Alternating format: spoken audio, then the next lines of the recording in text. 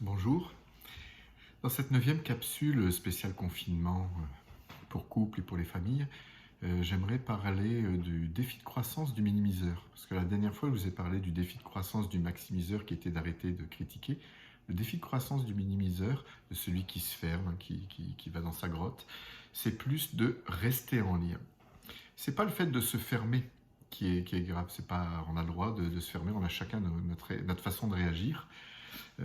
Mais c'est simplement de garder le lien. Comment je fais pour garder le lien? Je vais nommer mon besoin. Je vais nommer mon besoin de silence, mon besoin de prendre le temps.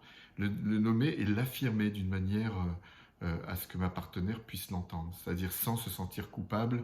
S'il y a de la culpabilité ou de la honte, ça va être difficile d'être entendu. Donc le but, c'est simplement de le nommer et de faire une demande. J'aimerais bien qu'on en parle dans 1 heure, par exemple. Et si le partenaire maximiseur sait que dans 1 heure, on en reparlera, ou dans 2 heures, ou le lendemain, elle va pouvoir continuer à faire ce qu'elle faisait et la relation va rester douce.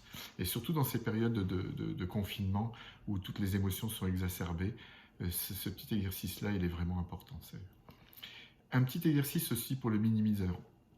Le minimiseur, moi je vais vous inviter, quand vous verrez votre partenaire à mettre beaucoup d'énergie, à s'emporter ou à se mettre en colère, et si vous sentez que que c'est peut-être disproportionné, en tout cas dans votre sens à vous, je vais vous inviter à la prendre dans les bras ou le prendre dans les bras. Parce que qu'est-ce qui s'agite? C'est que derrière ce bruit, il y a une petite fille ou un petit garçon en fait qui est triste ou qui a peur. Et en le prenant dans les bras, la personne va pouvoir exprimer cette émotion-là qui est vraiment présente plutôt que la défense de se mettre en colère. Bonne journée.